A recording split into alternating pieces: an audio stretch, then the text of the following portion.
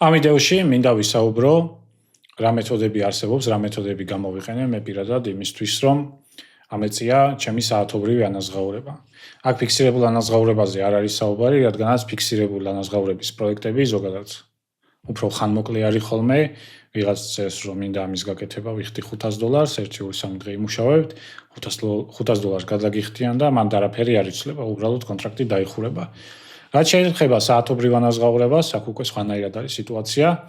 შეიძლება სამუშაოები წლების განმავლობაშიც კი გაჭიანურდეს და გაგრძელდეს, როგორც მე მომივიდა რამდენიმე კლიენტთან. და მაგ დროს, რა თქმა უნდა, არ გვაწყობს, რომ ჩვენი საწყისი ანაზღაურება რაც იყო, მაგალითად 3 წლის წინ დარჩეს იგივე 3 წლის მერე. რაღაცა სტრატეგია გვჭირდება იმისთვის, რომ ნელ-ნელა ავწიოთ ჩვენი ანაზღაურება. პირველი რაც უნდა იცოდეთ და გაითავისოთ, რომ თუ full time-ზე ხართ Upwork-ზე და სერიოზულად უდგებით ამ საკითხს, Upwork-ი არის თქვენი ბიზნესი და თქვენი ბიზნესის პროდუქტი არის თქვენი დრო. რაც უფრო მეტად აფასებთ თქვენ დროს, მით უფრო მეტი შემოსავალი გექნებათ და არასდროს არ უნდა მოგერიდოთ ვაჭრობის და რაღაცა ანაზღაურების მომატების მოთხოვნის. არა მარტო Upwork-ს ეხება ეს საქმე, არამედ ჩვეულებრივად დაქირავებულ სამსახურშიც ასე ხდება. ოღონდ ეს მოთხოვნა, რა თქმა უნდა, რაღაც ეტიკეტებში უნდა ჯდებოდეს, რაღაც კომუნიკაციის საფუძველზე უნდა იყოს, ნორმალური კომუნიკაციის, ცებ ვერ მიწერთ, რომ მე მინდა $100 საათი შეგრე, რა თქმა უნდა, არავინ არ დაგთანხმდებათ. განვიხილოთ მეთოდები, რომელიც მე გამოვიყენე. პირველი, რა თქმა უნდა, სტანდარტული, როდესაც წლების განმავლობაში მუშაობ კლიენტთან და წელიწადში ერთხელ წერ, რომ ჩემი გამოცდილება გაიზარდა, ჩემი პასუხისმგებლობა გაიზარდა, მარკეტზე სიტუაცია შეიცვალა ბაზარზე და მოდი განვიხილოთ, რა შეგვიძლია გავაკეთოთ იმისთვის, რომ მეც ვიყო კმაყოფილი და შენც იყო კმაყოფილი, როგორ გავზარდოთ ანაზღაურება. პარალელურად მაგასთან შეგიძლიათ სხვა კლიენტებთანაც დაიწყოთ მუშაობა, ყოველ შემთხვევაში აგზავნოთ პროპოზალები უფრო მაღალი ანაზღაურებით, რომ როდესაც ვაჭრობასთან მიდგება საკითხი, თქვენ გქონდეთ არგუმენტაცია მეორე მხარეს, რომ იცი რა მე ეს კლიენტი ამდენს მიხდის და მე ვჭირდები full time-ზე და ეხა არჩევნის გაკეთება მიწევს, შენთან მინდა მუშაობა, მაგრამ აქეთ მეტი ფული არის და რა თქმა უნდა, თუ რამეა მე აქეთ წავალ. ეს ყველასთვის აშკარაა, იმიტომ რომ ისინიც ქირაობენ იმისთვის, რომ თქვენ ხარჯზე მეტი ფული გააკეთონ. ისიც ბიზნესი არის მათთვის. მეორე მეთოდი, რომელზეც მოვყევი, უკვე სხვა ვიდეოში არის ის, რომ სერტიფიკატების გამოყენება, არაპირდაპირი დანიშნულებით, ასე ვთქვათ, როდესაც მე სერტიფიკატები გამოვიყენე კლიენტებთან კომუნიკაციაში.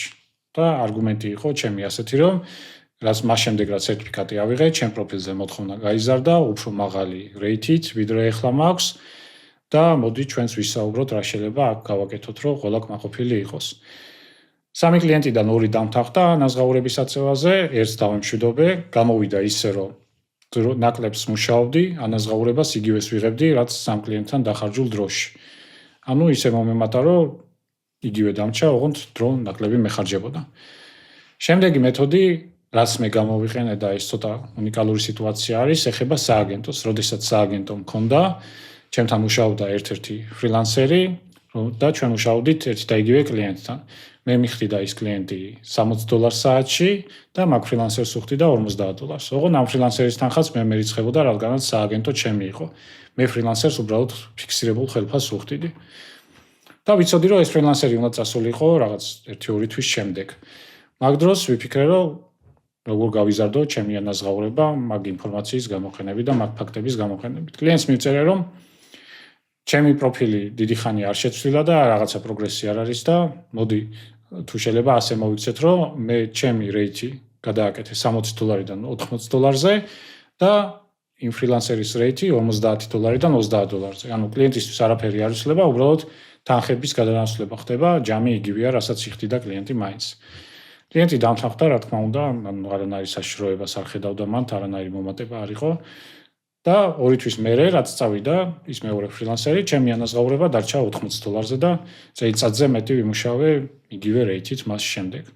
ანუ მინდა დაფიქრდეთ რაღაც მეთოდებზე, ეს შეიძლება უნიკალური მეთოდია ჩემთვის და ზოგადად როგორც შეიძლება გამოიყენო, მაგრამ იფიქრეთ ხოლმე ისეთ მეთოდებზე, რომ სიტუაცია გამოიყენოთ თქვენ სასარგებლოდ.